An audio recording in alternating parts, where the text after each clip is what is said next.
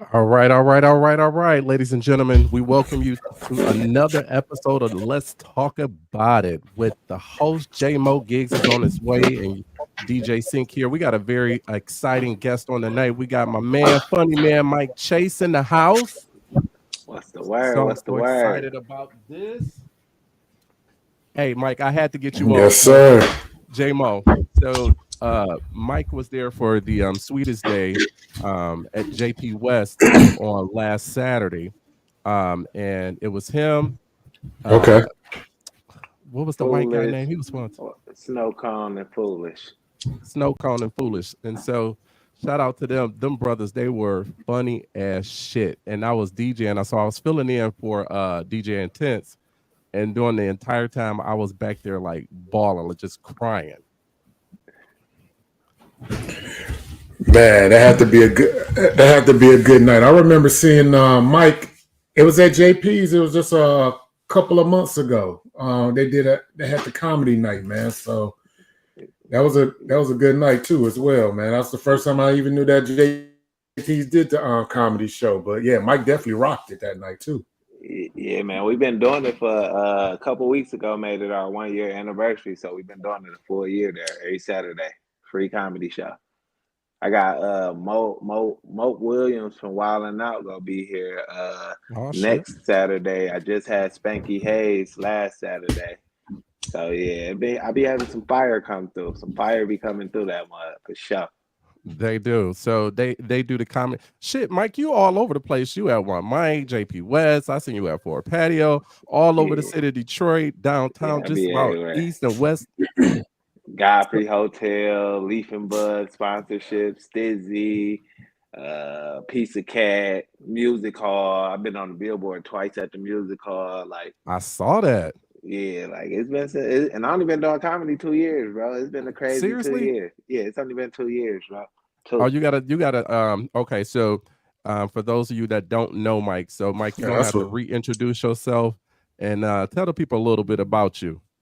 So I'm Mike Chase, man, the funny man. That's what they call me, the funny man. Been doing comedy 2 years.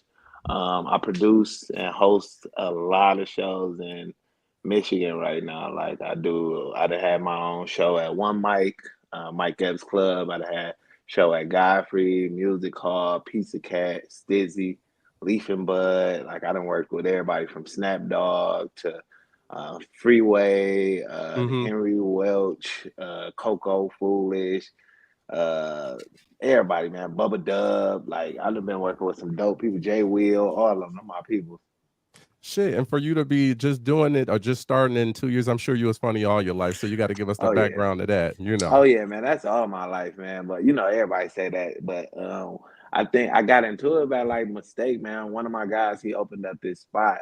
He opened Mm-hmm. up this little, basically like a little venue, and he was doing these rap showcases. And he like, hey, bro, can you host this for me? And I'm like, man, I don't do that junk. Like I don't do that, bro. Like I'm straight. He like, bro, you the funniest dude I know, bro. He like, just do it, bro. He like, all you got to do is bring these artists up. So I'm like, man, all right, whatever, I do it. And the Right, first right. time I did it, man, when I say the feeling I had and how natural it was for me to be myself and people enjoy it, man. And then I had a radio station come up to me my first show. Like, hey Wow. man, we don't even like comedians, man, but you had us dying, man. Like when your next show? I'm like, I don't know. This is my first show. I don't know how this works.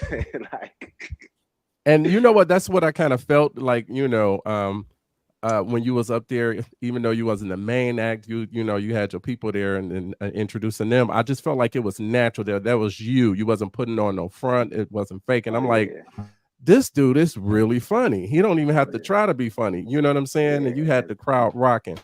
And, Um, and and that's what I do for hosting, man. It ain't about me. Like when you book me for my private shows or you book me for sets, book me the headline, that's when you get to see a lot of my set, my material, stuff like that. But when I'm hosting, I'm usually going off the top of the dome, going off the energy that's happening right there, everything off the top.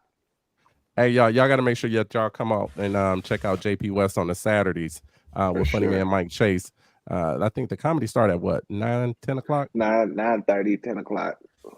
Oh shit! Now you Yeah. got to give us okay. So I want to know, why do people, when they come to a comedy show, if they don't like to get capped on, why do they walk in the front of a comedic? I don't know, man. I don't know because I catch everything that's happening. I catch, but I do it in a way because you gotta be smart with that, man. People don't come to Hmm. shows to get talked about. Nobody Right. come to a show to get talked about. So you got. I call out the obvious, but I'm not attacking Right. nobody. So Yeah. I'm gonna call you wear some bull. I'm gonna call it out. You saw that bull when you looked in the mirror and you wore that outside. So we gonna talk about it. But it's not gonna be a tag, and it's not gonna be the whole show where Right. Right. Right. every Right. time I'm on the mic, I'm talking about you. It's gonna be one time. I'm gonna talk about you. I'm gonna compliment you, and then we're gonna get on with the show. Listen, y'all had a lot of people that was pissed the fuck off. Like the faces up there, I'm like, dog, I just shit. I would have walked in the back like shit. I ain't coming up at the front. And them chicks was mad as hell at Oh y'all. yeah, yeah. Nah, foolish was fooling too. He was He sure fooling. was. I did contact him, so I'm gonna bring him on the show. I'm like, I gotta Yeah, bring him he on the show. he was fooling. He said And then somebody looked like they had ham hock sandwiches Yeah, for that's one thing I breakfast. never So, understood, man, was why people walked in front of the. J-Mo, you breaking up, brother. oh, it just sounded like he had a tunnel. Yeah. He got the internet issues, but yep. He And so sounded they like was like, Stevie off Malcolm in the Middle. oh shit, and he frozen like solid as a rock. That's all right, J-Mo. Go ahead and repeat that again. No, I said that's one thing I never understood was why people always walked in front of the comedian while he's on there. Also, like if you're sensitive, don't sit in the front. I don't understand Yeah, why people who's sensitive who can't take a joke sit in the yeah. front. Yeah, I don't see how people can come to a show if you're not looking to have a good time anyway. You should be at a Exactly. show to have a good time. But Detroit is a harder Right. city to do comedy at. Like I've been at a lot of shows where people are not there to have a good time, and you got to kind of Hmm. pull it out of them. Like I just have a personality where it doesn't really matter how you feeling. I can get a laugh out of you. I can Shit, get a that's laugh out of you. that's the same thing with DJing here in Detroit. You gotta wait till they get drunk, and Yeah, wait you till they gotta, you gotta, smoke yeah, and you and, gotta and feeling tailor like to they them. want to party.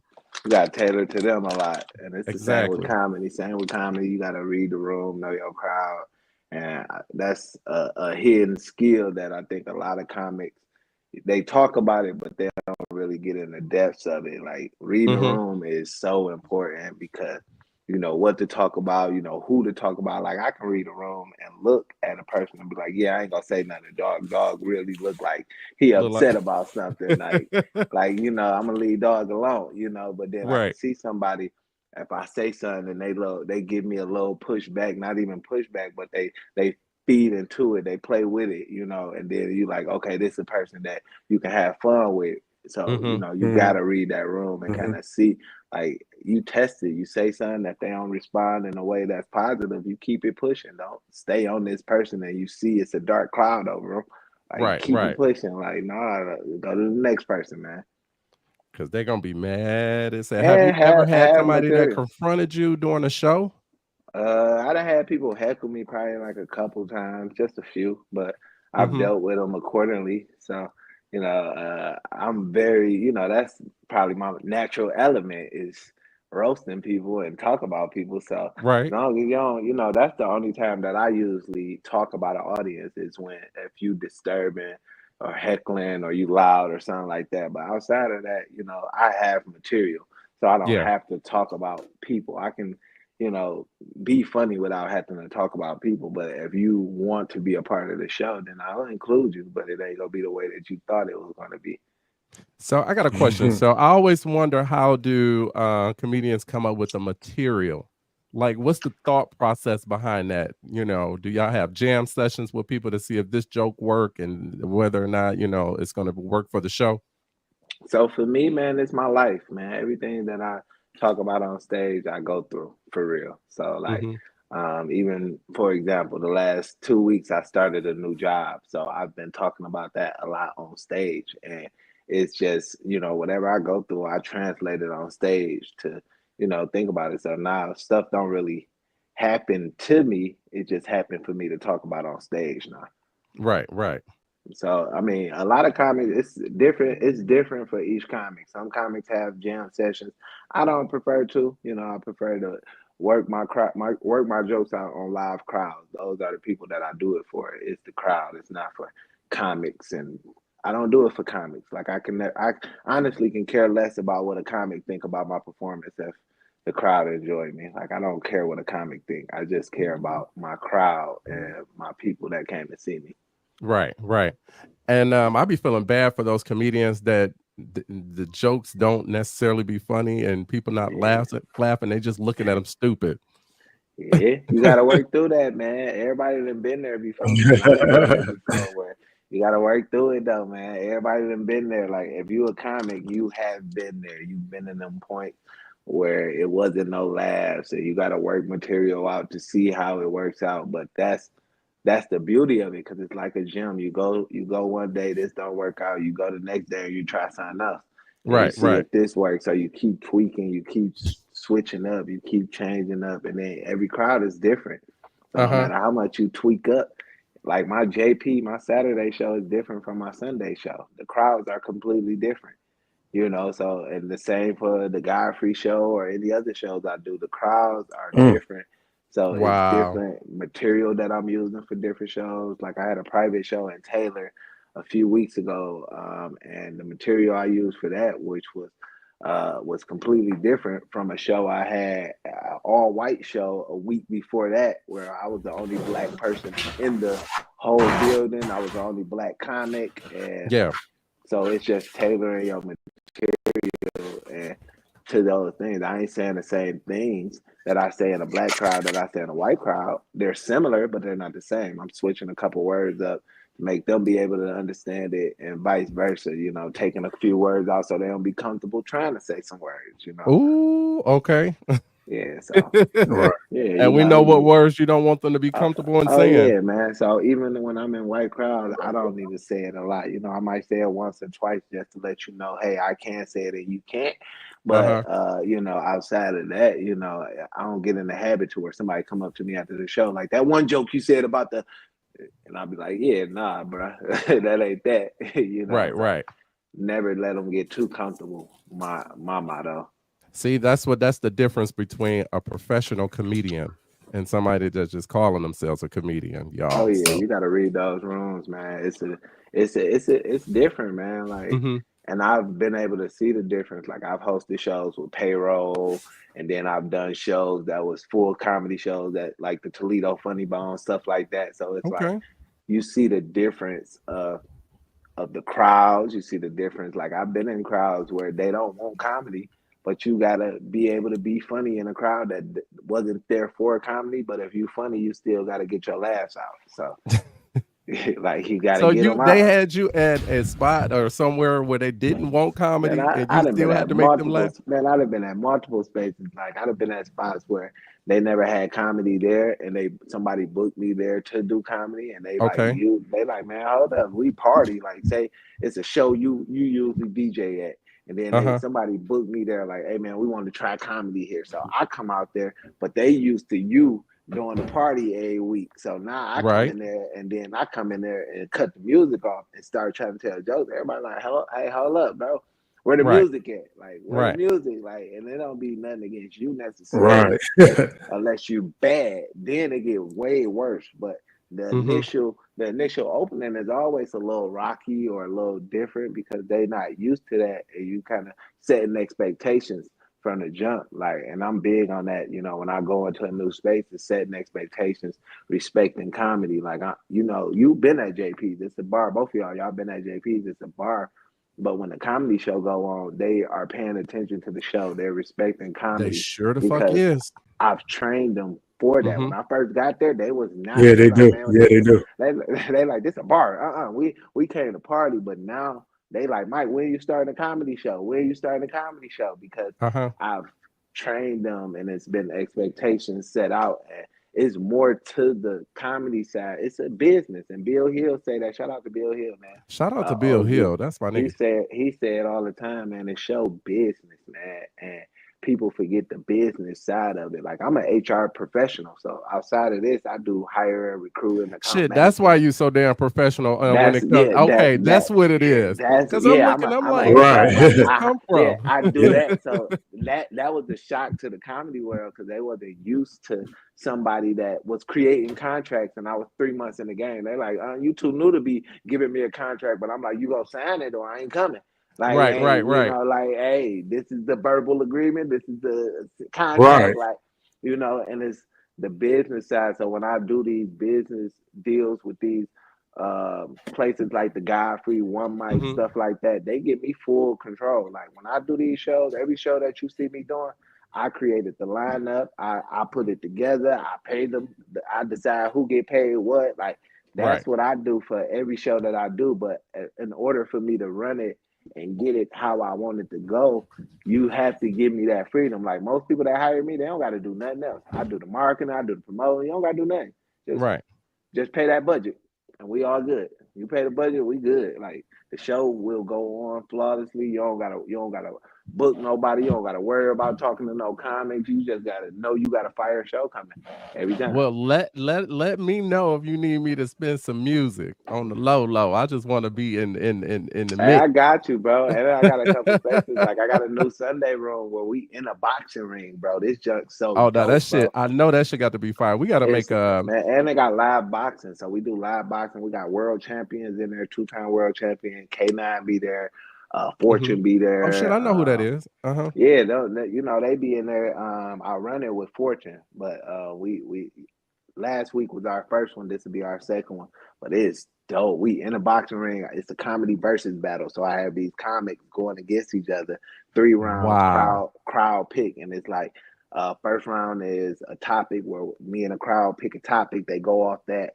Second round Mhm. is they do they set, and then third round is like a freestyle. So you can roast the comic, you can talk about the venue, you And can you talk ain't about shooting who. this? You Oh yeah, got this on all YouTube? is all is getting shot, man. So yeah, I got a Oh video out of man, we for got to check that shooting all out. this, but y'all gotta come. It's every other Sunday. So this Sunday, the next one is November 3rd. Yeah, This that's Sunday definitely coming something I up. can check out. We gonna have to do a Y'all want to house of check sync this out, man. field trip to go check it Yeah, out. y'all want to check, and you just want to link up with the guy that's doing it because we always be looking for DJs. We always be looking for artists. Like we Right. look for so many different things that we tied into it. Like we've been doing this for. We had another space at a strip club. No Oh strippers shit. there. Had it for 25 weeks straight, man. I'm talking about that boy was live. So now we switching it to the boxing jump. So we had that Hmm. for 25 weeks. Now we switching it up and we got one more thing after this, but this the next step is this boxing comedy versus battle. And it's dope, See, bro. J-Mo, I told you that extra entertainment at the strip club works. See, I Man, like when I go and they I got ain't had no rappers and strippers other there. shit I ain't Hey, I going had on. no believe it. strippers there. There I was ain't no had no strippers strippers there. there. Y'all just No, had the spot.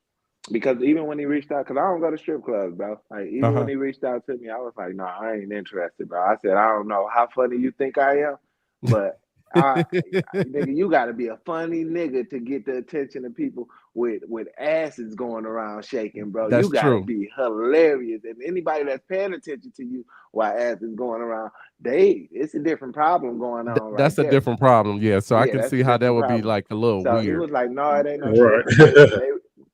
They rented out the space. They renovated it, all that junk, and it was dope, bro. Like I had Coco come through there, like Uh-huh. I had Oh, she's Foolish funny come as through shit. there. I had Tony Roberts come through there. Mailman come through there. Like I just did a show with Tony Roberts in September. Me and him had a show Hmm. together when he So came down in town.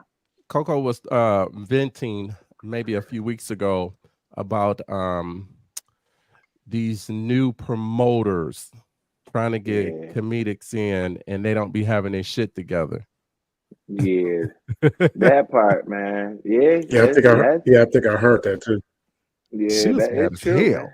It's true. These promoters, man, and then they be just trying to, because a lot of promoters don't really care about comedy for real. They just, it's like jobs, so they just want to get uh asses in the seats. They just want to get bodies in the building, and when a lot of comics like me, this is my livelihood. This is how Hmm. I eat. So when this is our livelihood, we take it serious, and they try to, lowball you and there's Yeah. comics so desperate out here just to be on the Pandemic stage. comics. Man, they so desperate to be on the stage that they taking these options and it's saturating the game because now they think they can get a Mike Chase for a person that do it for free everywhere. And it's like, nah, bro, like Hell no. I cost, bro. Like I changed the energy of the room. It's an Mm-hmm. experience at my show. Like I know the quality that I bring, and it's because I put that effort into making sure that it's that. So when you putting Yeah. that much into it, it's a you pay for what you get. My mama always say it. You pay for what you get. You can go Facts. out and get some cheap junk, but you'll keep replacing it, and by the time you'd have spent more money than you would have spent by just getting a quality product. So Mm-hmm. pay for the quality, you get quality, and you get Right. the best out of it. But if you want to pay for quantity, and that's the phase I had to get to, and being a comic is you got to let people. I even refer you to comics. Hey, I got every comic in the city. Yeah. You can I get them. You can get them, but before I let me do it for something that ain't worth my time at the end of the day, like I know what I'm bringing into it. And will you please tell these promoters that it is their job to promote their damn event and to bring Man, people? so and this what they need to understand, like because I'm a promoter, as I'm a comic, but like I said, I produce all these shows. I make sure that it's people in the seats. I don't book a single comic with the hopes of they're going to bring people to my show. I Amen book to that. people simply off the fact that they will be funny for my crowd. It's Mm-hmm. my job for me to fill that room up.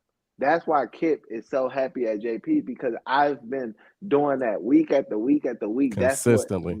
Well, That's I what I appreciate you do. because your crowd been paying my bills. So listen. We get paid good at JP West. Thanks to Man, Mike Chase. hey So man, I we been appreciate you. keeping that mug going, man. Hey, and I told him when I got it though, because JP's never been like this. They never had a host that lasted over 2 months. I'm the only host that been able to be there a year. Nobody ever been there longer than 2 months. It's been a different Yeah, host, and they done had OGs in there. They done had vets in there. I'm talking about. If I said the names, you'll be like, "What?" But yeah, it's a business. My job in real life is to go to accounts that we were losing yeah. and it's my job to get that account back. Now I'm the direct point of contact for whatever that account is. So that's my job is maintaining and building relationships. And they don't know this is what I've been doing for the last 8 years. So doing See? it on the level of comedy, this is so small. Like Yeah. because it's like, bro, this junk. Somebody asked to manage me, and I was like, bro, I negotiate $200,000 salaries. Like, See? why would you think that I need somebody to negotiate $500 for me? Mm. $250, like $1,000. Bro, when they get 200,000 plus, I might get a manager then. But I don't need a manager up into 200,000. I got that covered. I know how to Wow. work that. Wow.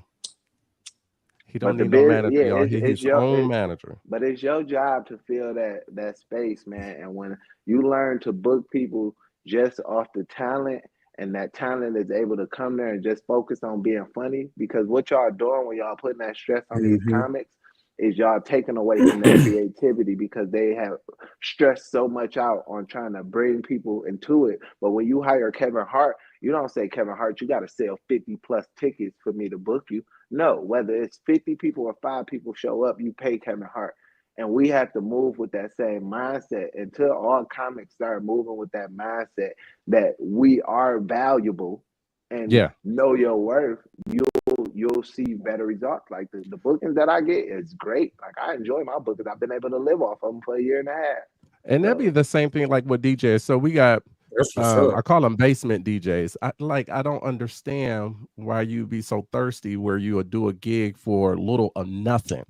And man, then have people some expect that respect for everybody's going yourself. to do that. I'm like, dog, no, the price is the price. So if you want quality, you're going to pay for that quality. If you want something that's substandard or somebody that's just going to play a little karaoke list of songs, then, go do what you Yeah, do. But we have too many people in the entertainment business that's trying to do business that don't know how to do business, and yeah. they cutting in on the price. And so Hmm. everybody think that's the norm, and it's not. Man, they undercutting people. Like I done had so many people try to go after, but what I said earlier in this is I build relationships with all the people that Mm-hmm. I work with. So JP's and my Sunday room, everything that I work with, we have a real relationship with. So when somebody Yeah. go behind my back that I brought them there, because it's comics that I brought to this place, this establishment, and then they got there, and I'm so free there that I'm going to do my job there. You can go and try to be a snake all you want because I've built the Yeah. relationship. I don't have to monitor the relationship. So I sit there, let you, and then the next day that person called me and say, "Hey, yeah, such and such you brought there." Yeah, they were coming talking about they would do it half off, or they would do it for this, or they would do it for Wow. that. And I'm like, no, we good with Chase, we good with Mike. Like we like Right. Mike doing it, Right. like Why do because they people know what even they do shit getting. like that? Like And as then if that people be person is not gonna lying tell. too. And then people be lying though. They be, oh, I'll bring these many people and I'll bring this. Man, you don't have a following for real. Let's be real. People don't be having motion. No. And they don't No. realize my motion Mm. is continuously growing every time that I perform. I get a new fan or two every Mm-hmm. single time I perform that continues to come to my show. And that's what people have seen. Over 2 years, I've methodically built a fan base that supports me and follow me in whatever I do. And it's the same on Facebook, Instagram. They see me, and I say it all the time. I'm the most accessible star that Detroit will see in a long time. And when I For, say for that, for I right mean it. now. Yeah, and Until I you said, super yeah, duper blow up, then yeah. But no, it's still gonna be, because even so, man, I've always felt like that. Like that's one thing about me that it irritated a lot of people. The confidence that I have. Like I always felt like I was a star before. Like I don't care what nobody be. I'd be like, man, I'm the star. I Right, don't care right. what you talk about. When people be like, oh, such and such in town, I'd be like, why you ain't mention my name? I'm the Ooh. star. So Like I'm the mention me. star. But sooner, they will know one day. But I've had that mindset. First time I did comedy, I was like, oh yeah, I'm the greatest ever, ever. Hey, if you the greatest, you the Yeah, greatest. Hey, I had so many comments yeah, on my head about that. Like, man, you ain't even. And I ain't understand it, but I still was like, hey, I said what I said. I'm the And greatest, you gonna stand on it. You know that Bible says, man. what does it say, J-Mo? Speak those things as though they were, not as they are. So, Hey, man, you hey, gotta speak it sometimes as if exactly it you gotta what is. you speak just things said. into You got existence. you. Hey, you got to manifest it, man. And one thing, like I But yeah, manifested what I'm doing now, bro. Like I got it still written up here. 2 years Hmm. ago, a day before my birthday, I wrote out I wanted to do comedy. I wanted to get paid. I wanted to travel the world. I wanted to be on radio shows, podcasts, TV shows. All Yeah, this junk, I wrote it, and all that junk happened in my first year doing comedy. Like I look at got God. paid my Hmm. first month of doing comedy. I was getting paid $150 for a set. I ain't even have a set. When they was booking me, I'm like, I don't. They like, we want to book you for 15 minutes. I'm like, in my head like, I don't even have 15 minutes. 15, Like and I'm that's about to and just go up there, that shit, 15 that's a minutes long up time. there on a set. That's a man, long time. of material, because they don't get that. And it was a Yeah. private show, bro. And a lot of the material that I use to this day was developed on that day. The first time I Wow. went out on those sets, like I was just rambling and some junk stuck. And I was like, oh, I'm a build on this. And I just build on it and build. Like, that's why I posted, like a couple of weeks ago, I posted my first time doing comedy. And it was Okay. a joke that I do now. That's one of my like jokes that people know me by. Like my ugly dad joke was the first time I told it, was the first Uh-huh. time on stage. And I repeated it and played it with the new times of how I do it now. And it was like the growth, the transition, Yeah.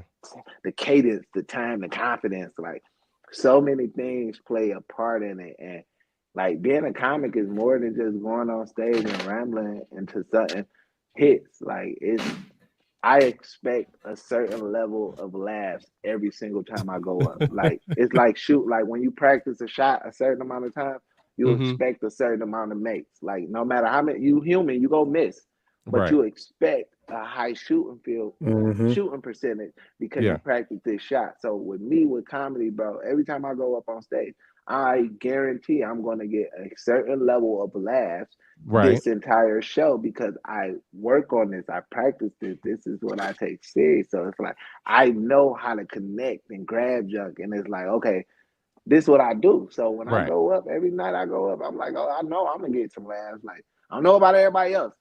I know I'm gonna get mine for sure though. Like, and Because you I actually like, enjoy it. Like, it's not just a hobby. It's something that you really like to do and make people laugh. But I had to, and that's the thing. Like when I lost my job, man, it went from a hobby to being my livelihood. Mm-hmm. So that's Mm. when the business mind came into place, and that's how I had to learn how being booked wasn't enough. I had to learn how to be the producer of the show, the promoter of the Correct. show. I had to Right. learn how to get people to reach out to me to produce a show, not to reach out to just book me, but to Mm-hmm. come to a set. I needed them to call me and say, "Hey, Mike, I want you. I need a show put together." At all they do is give me the location and the date, and then Right. I get to go crazy with the creativity. Like, okay, I want Mm-hmm. this person, and this person on here, and it's like, okay, bet. So it's like I had to, when it transitioned and it became my livelihood. It was what a lot of people would have happened would have been desperation, but with Mm-hmm. me, I learned how to convert it into a real livelihood. Like I learned how many shows I needed to do to pay my bills. See. I learned how much I needed to charge and what level of talent I needed to get to even be able to charge that much. Right. So it was Okay. like I had to learn these steps to be able to live. Like I said, I lived for a year and a half. I only been working the last 2 weeks. I've been living See. a year and a half of just telling jokes, bro. And I only was working 2 or 3 days a week, and it'll only be 2 or 3 hours those days. And I'm having a ball. I'm smoking, I'm drinking, And I'm getting free junk, I'm shooting enjoyed it. videos, I'm getting free stuff all the time. Man, I got so much free Mike Chase and funny man stuff, dog. Like I'd be like, dog, another one. Thank you. I appreciate this. Thank you. Thank you. I should have been And you telling teaching you jokes. what you just spoke. It's going to help a lot of people, not just It's in gonna in definitely help a lot. entertainment, just in life. Like they just gotta go after their passion and whatever that they feel like they're called to do, and just step out on faith and just do it. Man, And but I then tell people it ain't happen. It wasn't like me stepping out necessarily. Like God will push you out sometimes. Like right. God will literally push and shove because He know you will be too comfortable. Like I was in HR, so I was Mm-hmm. making 6 figures. So I was Some good not money. going to walk away from that to do tell jokes. But I No. tore 3 ligaments in my leg, and my job fired me before I can get all the surgeries and everything. And Hmm. I was telling jokes. A lot of people met me. I was in a boot when I was telling jokes. I saw that too. Yeah, You I was was in a still on boot that because stage with that people was damn like, boot. why you out here? Why you out here?" Because I didn't have a job. These were the only things that was giving me revenue at the time. So at the time I had to learn, but there wasn't enough. I was getting those 150 bookings and I'm like, man, what the heck? This is my shoe money, this weed money. This is how I'm thinking because this is how I used to spend. So I'm like, Right. I had to learn to change my budget because now I'm not getting paid thousands of dollars every 2 weeks. Instead, Right. I'm getting a weekend where I get 300 this show, 500 this show, Mm-hmm. 200 this show. So now I got to pay everything, all my bills right All then. out. Yep. Like right then, like and then wait till next weekend to work again. And it was like I had to learn how to balance it. Times where I had the monthly show, I had to handle what I needed to handle with that monthly With show that monthly because show it was money. only a one show. Yeah. So it was like I All had to right. learn these steps, and that's why I learned to take it so serious, and that's why you can see the quality if you come to my show, even if it's at a bar. You can see the time put into the lineups that you see there, the comics that you see there, because I had to learn to make it where they want me to come back. Otherwise, Mm-hmm. I didn't have a residual income. I needed it to be like a check every week because that's what I'm used to. I didn't care about people saying, "Oh no, you only go get that in comedy." No, I'll create it because Right. that's what I need to do to be Right. able to live. Like, and then I got a daughter, so I was still having to send my daughter money. Still, her birthday, like I was able to take care of my daughter's birthday with everything she want off just comedy, Everything. bro. Off just See? comedy, bro. That's what's up. That's Like what's man, up. when I'm gonna need I Mike only Chase took to this do a master class on all of this. We're gonna have to man part schedule something like with the videographer. man. We got to put this in Hey, production. every You need to room I do do, bro, every a room I master do class. lasts at least 6 months. And if it stopped, it's because I decided to end it for whatever reason, whether I outgrew it, whether I found another space, whether this Yeah. space ain't working out no more. But it was everything that I do has the intent for longevity. I don't do anything to be like, and if you know comedy, these rooms do not last long. They last a couple weeks, a couple They months, don't. and then they gone. You don't hear nothing about it. Every room that I do is running, running, running, running, running, running, running. I didn't book in 2 years. I didn't book easily over 250 people in Michigan, Wow. like easily. And then I got Wow. people that come from out of town, Baltimore, Atlanta, like Toledo. Like I got people that come from out of town that I book as well. So it's like, Uh-huh. and it's just getting started, bro. My goal is to be able. I'm gonna be having everybody from the DC Young Flies and all of them, the Eddie, no, Chris Bronx, all of them, bro. Like they gonna be right on the shows with us, bro. Riding on the show. Riding on the show. That's what's up. Oh my God. Did you this is we coming up on the election. Um you did register to vote, right? Funny man. Man, I had to, bro. All them text Okay. messages they were sending out this year, nigga. Listen, I had to I feel make like a sure. nigga had a gun to my head this Yeah, year, yeah, bro. yeah, Like, yeah. Lord. I'm putting you on the Um, spot. I don't know. I don't care who you voting for, but just making sure that you register and that you're I getting out the voted for vote. God, man. I voted for Okay. God. We screwed anyway.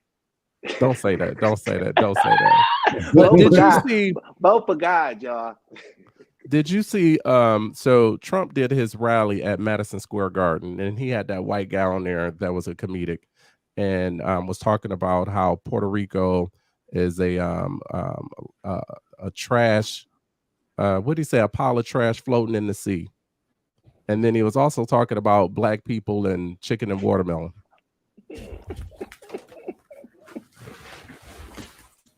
He's so entertaining, bro. We gotta learn that that's all he is, man. So do you That's it. believe that people are too sensitive these days or Absolutely. that was disrespectful? That's disrespectful, but you gotta you gotta know where the message coming from. Like Mm-hmm. sometimes when you know where the message coming from, it don't have much power. Like if a person don't really Exactly. have, if it's not a credible source, it really don't have a lot of power. You could say whatever, and that's what people got to learn how to do. Is this a credible source? Do the Yeah. fruit that this tree produced, is it good? If it's not, because we know them by their fruit. Like no Mm-hmm. matter how much a person preaches, no matter how much we know them by their fruit, the people That's around true. them, the That's things that biblical, they y'all. touch. If the things you Yeah. touching are not growing and Mm-hmm. everything you touch dies out, then hey, maybe you're a bad tree, brother. Maybe your roots are need some, Some pruning. You gotta you some. gotta Yeah, you gotta cut some you need things some off. healing, Yeah. man. You need some healing, man. But you know them by their fruit. So if it ain't producing good fruit, you should just be able to tell it. And we got to know that. So if a person is saying things, a lot of things, looking with the intent of getting attention, you got to know that. That's like a white person trying to get you to punch them in the face on their property. It's like, dog, you know you're going to jail, and they're Right. willing to take this hit in the face to make you go to jail. So it's like, why even do that? Just walk away, bro. They hurt more because you wasn't able to do what they Yeah. expected you to do. So the Hmm. dude, he do a lot of things just to get reactions out of people, and they work a lot because that's what they do. But at the end of the day, it's like, man, don't get it ain't a credible source. And I'm learning that with comics, all that, because with doing comic, you hear a lot of people saying junk and hating and all this stuff, but you gotta Mm-hmm. learn, like, is this a credible source? Is this person working? Is this person funny? That'd be Isn't the that real, like, amazing how that non-credible source always have much to say, but because they have nothing else to do but watch real sources and real plugs and real motion. So and they ain't booking no gigs. All they man, and doing is ain't being booked, not go get booked because don't got all no they do, followers, no nothing. they literally be talking to themselves, man. You'll watch people sit there, like I watch comics sit there and talk about people, and nobody like it, nobody comments, so they just be talking to themselves all day. And it's Yeah. like, bro, you came on here for engagement and didn't get none, and you spilled your life out. So no, Not Just spill your life crashing out. out. yeah, Just crashing out for nothing. crash it out publicly in front of the world for us to all see it and know you a crash out. Looking stupid. Stupid as fuck. Dumb as That's hell. funny. That's dumb. That's really dumb. Oh man. Oh man. So Mike, so you got to let us know again, what do you have coming up this week? Because So you got a this lot of week, shit. this week I got JP's on Saturday. I got my boy Strap Matt, and then I got OG Daryl Earl. Daryl Earl them been everywhere, all over the world doing comedy. And then Sunday we back in the boxing ring that I was telling y'all about. We Yep. back there for the comedy versus battle. So that's out on Woodward in at Jab's Gym, 14,000 Woodward. And then JP's, y'all can just put JP's in your address. It's on West Warren Avenue. And make sure you send me if you got a flyer for I the got Jab flyers. play. I'll go ahead and post it in the House of Sync so my little followers or whatnot can come out and support. I'll send it out. Yeah, I think we need to do a field trip there. I think I can play. Yeah, y'all enjoy it. Man. Y'all enjoy it. It's a good show, man. Yeah, that boxing one sounds live. Yeah. It's fun, man. It's dope. Live boxing, comedy, and then we in the ring telling jokes. And my dog Shy, he won last week. The week before last, man, he won the first one, and he told him up. Talked about everybody. J-Mo, you're gonna have to get the cues, the book, Funny Man Mike Chase for one of y'all. My brother a Q too. My brother a Q too, bro. Oh shit. Yeah, my brother a Q. You probably know him, Norris Chase. Oh, okay. Yeah. Yeah, that name do sound familiar, man. That name sounds familiar. Yeah, Boogie a Q too. Yeah, we're gonna have to definitely link up, do something. Yeah, I know Boogie. I was talking about. Yeah, I know Boogie. I was talking about him at a show. I was talking about how my brother was about to jump on me for a Q. I said, "You gonna jump on me for one of these niggas, bro? You don't even know these niggas, bro. You grew up with me." I used to play around with my neck, acting like the little neck junk y'all do. He like, "Hey, dog, chill out, dog." Oh shit, you right. Dog. They're gonna have your ass on perp patrol. You better stop. Man, he used to be mad in the mud. I'm like, bro, what you gonna do? Jump your brother? For your fake brothers, I'm your blood brother. Exactly. Man, Mike, this has been a treat and a pleasure. I appreciate you so much for taking the time and energy off to be with us here on our little podcast here. We do what we do. We on several different mediums and different things like that. A shout out to everybody that chimed in on the show tonight. We'll go ahead and J-Mo, I think we're gonna replay this tomorrow too. Do what we do. Okay, sounds like a plan, man. I enjoyed it for sure. Yep. So everybody, make sure that you hit that like, subscribe button. Thank you for tuning in to Let's Talk About It. We will see you next week, same time and same place. Have a good night. Have a good one, my dog.